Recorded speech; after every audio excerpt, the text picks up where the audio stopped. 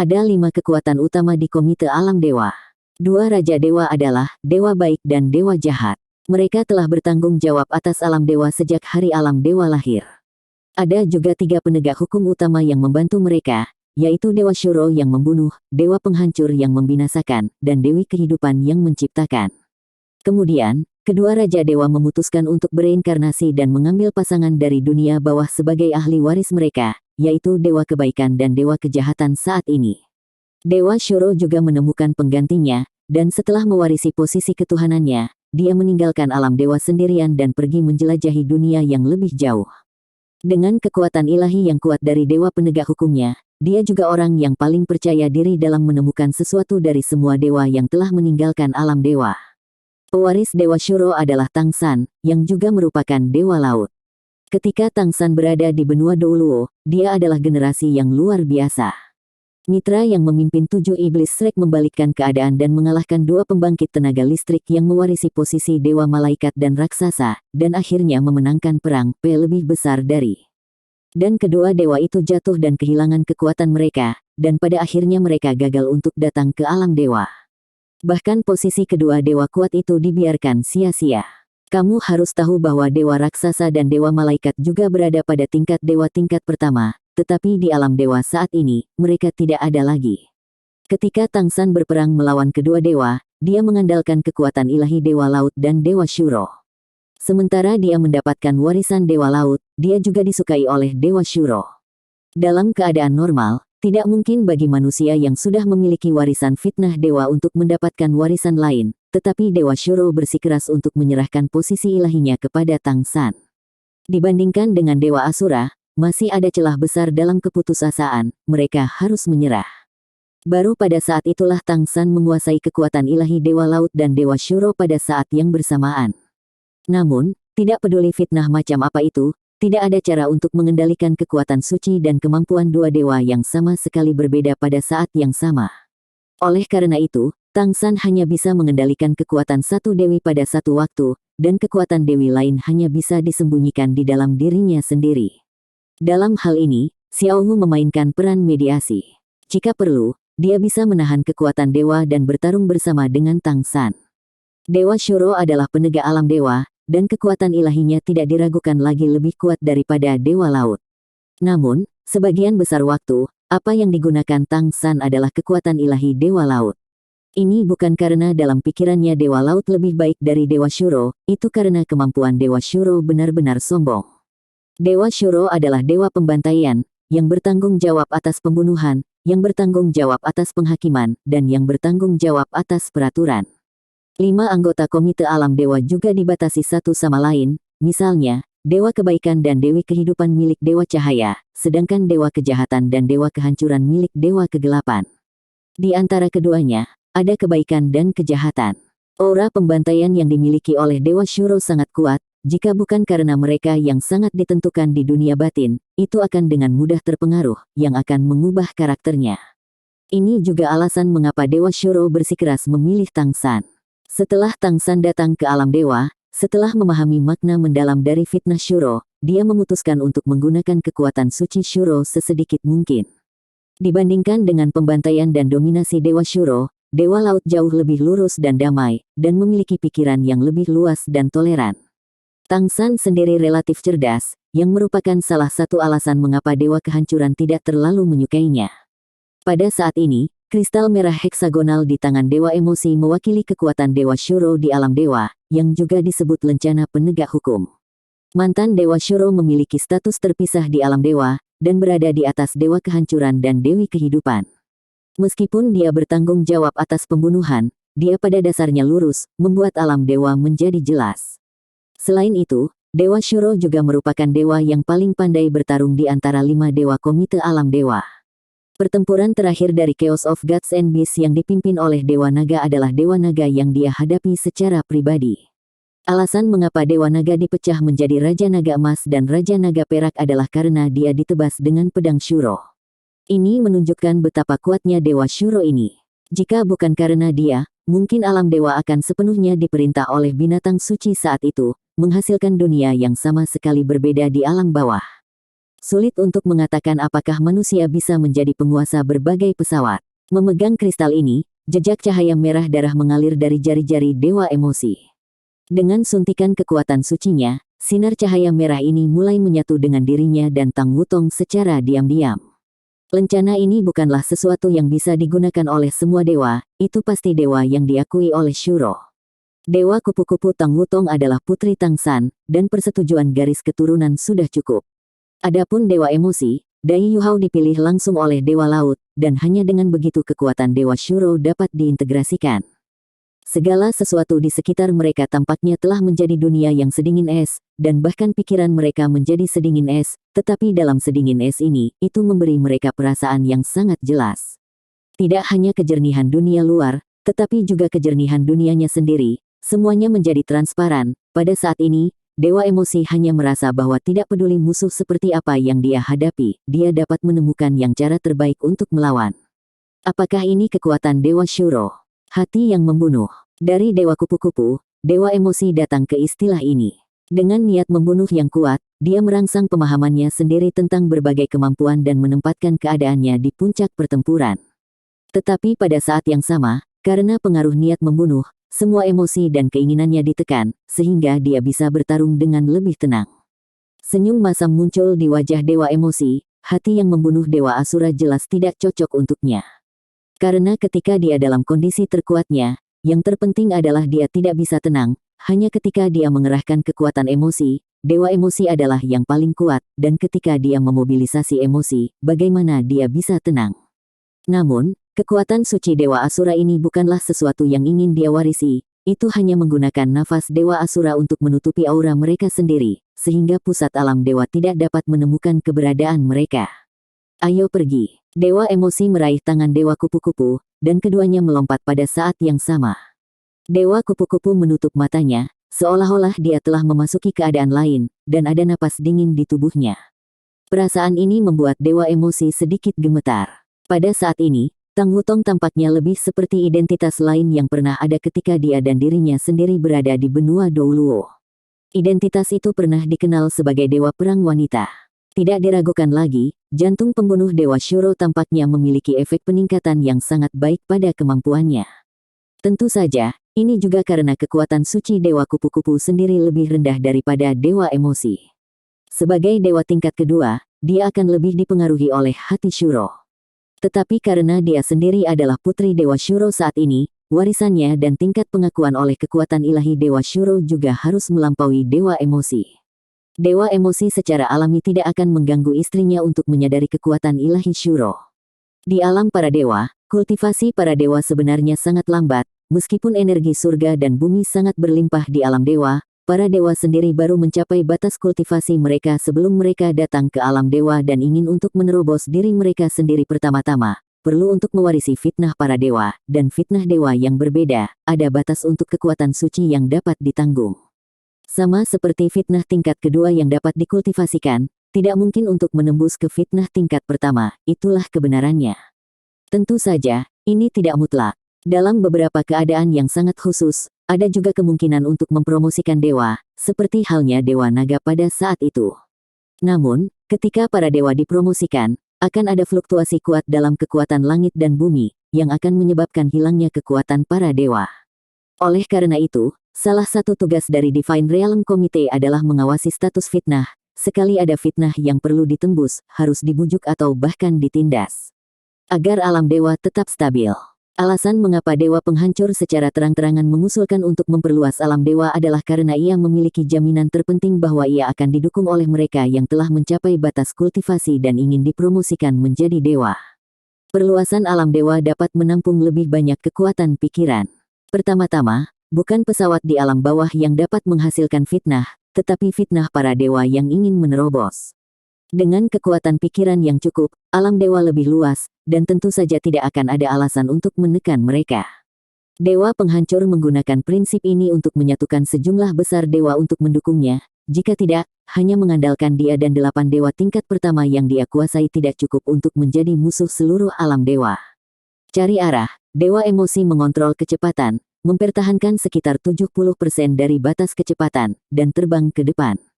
Pada saat yang sama, dia sendiri mengalami semua jenis perasaan indah yang dibawa oleh kekuatan ilahi Shuro.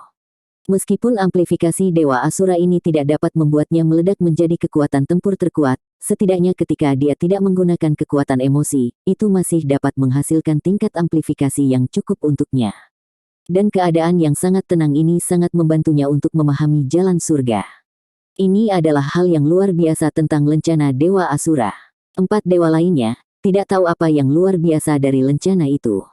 Alam dewa sangat luas dan penerbangannya cepat, tetapi tempat yang akan mereka tuju pertama masih sangat jauh, sebuah wilayah di tepi alam dewa. Dewa kupu-kupu selalu tetap dalam keadaan mata tertutup dan meditasi, sepenuhnya mengandalkan dorongan dewa emosi untuk terbang.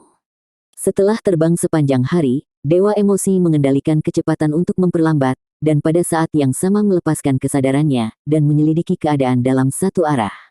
Karena jaraknya terlalu jauh, dia tidak bisa langsung mengunci tujuan perjalanan ini, tapi dia masih sangat jelas tentang perkiraan ruang lingkupnya.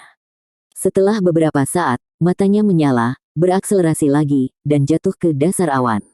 Melalui awan, pemandangan di depanku secara bertahap menjadi jelas.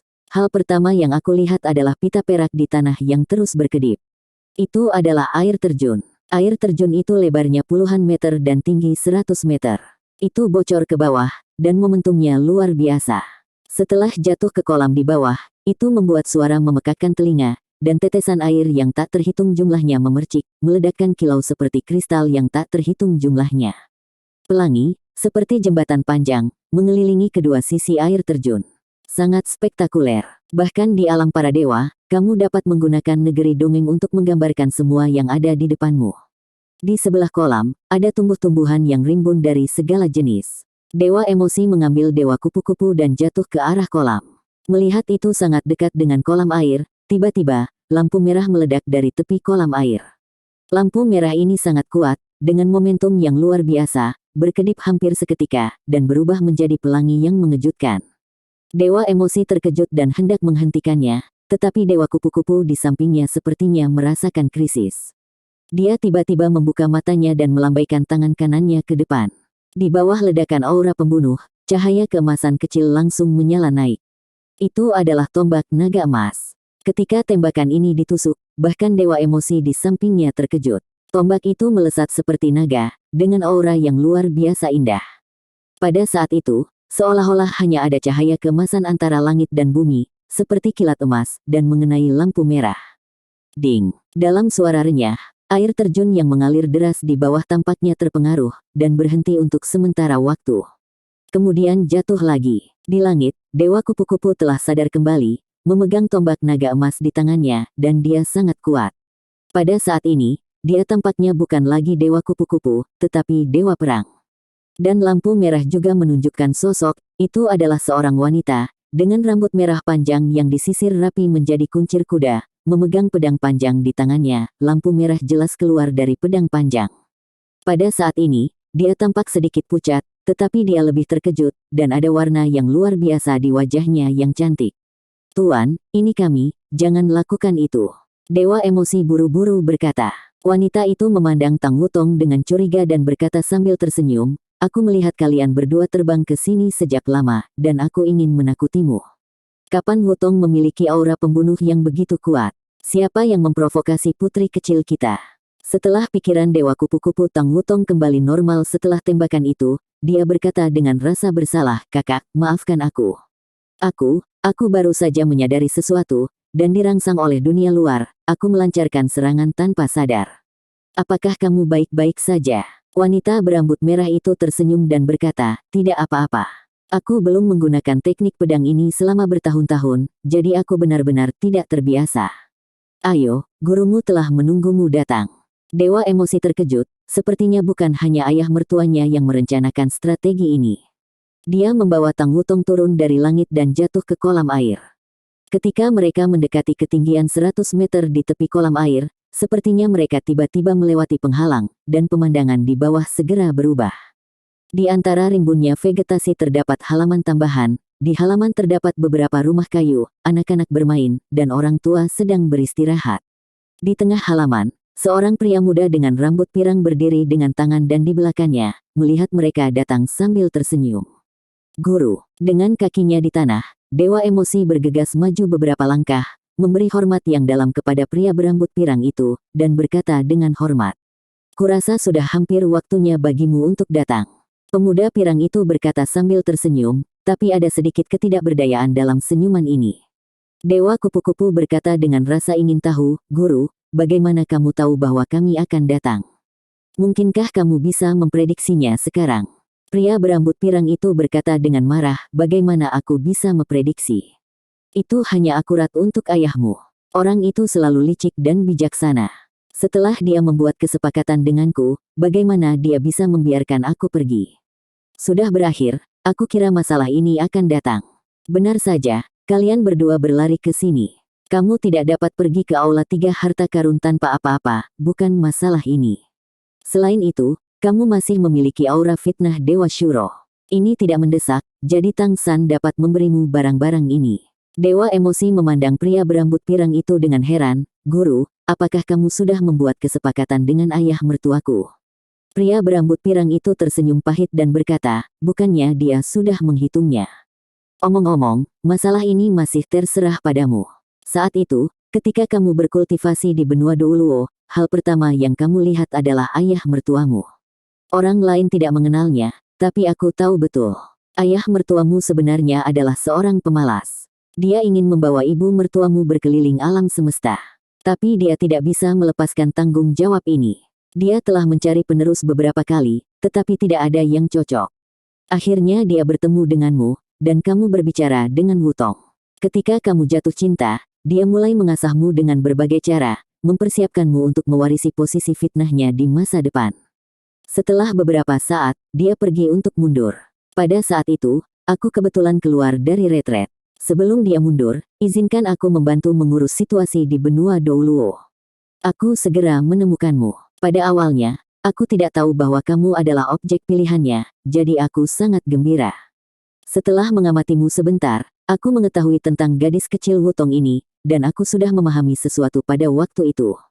Omong-omong, aku tidak tahan kesepian untuk waktu yang lama, dan aku datang ke alam dewa bertahun-tahun lebih awal dari ayah mertuamu. Aku ingin membawa keluargaku pergi untuk waktu yang lama. Aku memberikan posisiku kepadamu. Setelah retret ayah mertuamu berakhir, dia mengetahui bahwa dia secara alami akan berhenti, tetapi itu dilakukan, dan dia tidak punya pilihan selain terus melecehkanmu. Pada saat itu, aku tidak berani membuatnya lebih marah. Itu juga tidak buruk untukmu. Mendengar apa yang dikatakan guru di sini, wajah Dewa Emosi menjadi sedikit gelap, ternyata ayah mertuanya menyiksanya, dan itu sebagian besar karena guru ini. Itu benar, pria berambut pirang di depannya adalah Dewa Emosi dari generasi sebelumnya, pemimpin dewa tingkat pertama, Rong Nianbing. Rong Nianbing tersenyum dan berkata, jangan cemberut, nak. Meskipun kamu telah banyak menderita, bukankah kamu sudah mencapai akhir dari kesulitanmu? Kamu juga sudah mendapatkan seorang wanita cantik. Gurumu ini juga menderita pembalasan. Apakah kamu ingat, ketika kamu pertama kali datang ke alam dewa, ayah mertuamu masih berusaha mempersulitmu. Saat itu, aku pikir dia masih marah, tetapi dalam keputusasaan, aku harus memintanya untuk membiarkannya dia pergi. Terserah dia untuk membuat kondisi. Ayah mertuamu, licik seperti rubah. Berbicara tentang ini, wajah Rong Nianbing berubah sedikit gelap. Aku berjanji padanya bahwa dalam waktu 30 tahun, aku tidak akan meninggalkan alam dewa. Jika terjadi sesuatu kepadanya, aku akan membantunya setidaknya sekali. Tidak apa-apa. Tapi siapa tahu, ketika aku berjanji padanya, dia mengatakan kepadaku bahwa dia ingin membiarkanmu pergi untuk waktu yang lama, dan dia tidak berencana untuk membuat masalah untukmu lagi. Fusi, di bawah penindasan, fusi adalah yang tercepat. Setelah fusi selesai, lebih baik menikahi Wutong. Dia menyebalkan. Dewa kupu-kupu Tang Wutong tersenyum dan berkata, Guru, jangan menangis. Kamu dan ayahku memiliki perhitungan. Siapapun yang memintamu untuk menghitungnya terlebih dahulu, dia akan menghitungnya secara terbalik, bukankah itu normal? Rong Nianbing berkata dengan marah, tapi dia memiliki semua manfaat pada akhirnya. Menantu laki-lakinya telah mewarisi posisiku sebagai dewa, bukankah itu masih orangnya? Selain itu, dia sudah lama memiliki firasat tentang alam dewa. Jika sesuatu yang besar terjadi, demi kedamaian alam dewa, setelah retret itu, dia tidak berencana untuk menyerahkan posisi ilahi kepada Yu Hao, tetapi harus mengambil tanggung jawab ini sendiri. Kemudian, aku memikirkannya dengan hati-hati, dia membiarkannya aku datang untuk memantau benua Douluo. Sangat mungkin aku telah jatuh ke dalam perangkapnya dan memilih Yu Hao sendiri. Mungkin orang ini diam-diam bersenang-senang di belakangku. Para dewa dan fitnah diikat bersama, dan mereka tidak sebaik ayahmu. Batuk-batuk, Dai Yu Hao, dewa emosi, buru-buru batuk 2 kali dan berkata, "Guru, jangan marah. Sudah bertahun-tahun sejak ini terjadi, jadi lupakan saja." Rong Nianbing mendengus 2 kali dan berkata, "Katakan padaku, mengapa Tang San memintamu untuk datang kepadaku? Setelah aku dengan cepat memberikan hidupku padanya, aku akan membiarkan burung itu terbang. Lebih baik melihatnya lebih sedikit di masa depan, jadi agar dia tidak menjualnya. Aku akan memberinya uang." Mata dewa emosi sedikit redup dan berkata, "Guru, sesuatu telah terjadi. Ayah mertua dan ibu mertuku telah dipenjara oleh dewa penghancur. Kami hampir terjebak oleh dosa asal yang dikirim oleh dewa penghancur." Hah? Meskipun Rong Nianbing sudah menebak beberapa situasi, ketika dewa emosi mengatakannya, dia tidak bisa menahan diri untuk tidak terkejut. Ayah mertua dan ibu mertuamu ditangkap oleh dewa kehancuran. Kapan dewa penghancur menjadi begitu kuat? Rong Nianbing berkata dengan terkejut. Dia membawa keluarganya dan tinggal di sini dalam pengasingan. Dia sudah lama tidak melihat fitnah dewa lain, dan dia secara alami tidak tahu apa-apa tentang apa yang terjadi di Komite Alam Dewa. Tepatnya, tidak banyak dewa di seluruh dunia sekarang tahu apa yang terjadi di Komite Alam Dewa. Dewa emosi secara singkat menceritakan bagaimana dewa kehancuran tiba-tiba merebut kekuasaan di Komite Alam Dewa, menggunakan kehamilan ibu mertuanya untuk mengancam Tang San, dewa laut. Setelah mendengarkan ceritanya, mata Rong Nianbing menunjukkan pandangan serius. Sepertinya sedang memikirkan sesuatu. Wanita berambut merah datang kepadanya dan memeluk lengannya, dengan tatapan khawatir di matanya yang indah. Bagaimanapun, dewa penghancur adalah penegak hukum alam dewa, dan dia juga bisa disebut Raja Dewa. Sekarang setelah dia mengendalikan pusat alam dewa, dia memiliki kontrol yang kuat atas seluruh alam dewa. Ada juga 8 dewa tingkat pertama di bawah komandonya, dan kekuatan mereka tirani, yang pasti tidak ada duanya di alam dewa saat ini. Setelah beberapa lama, bahkan ketika dewa kupu-kupu Tang Wutong sedang menunggu dengan cemas, Rong Nianbing berbicara lagi. Dia bergumam, "Mengapa kamu memikirkannya? Satu-satunya perasaan yang aku miliki adalah bahwa dewa kehancuran ini adalah dewa kehancuran. Hanya sepertiku saat itu, aku tidak percaya jika kamu membunuhku." Pria licik ayah mertuamu itu tahu bahwa dewa kehancuran memiliki ketidakpuasan yang kuat dengannya, tetapi dia tidak memiliki persiapan. Ini tidak mungkin.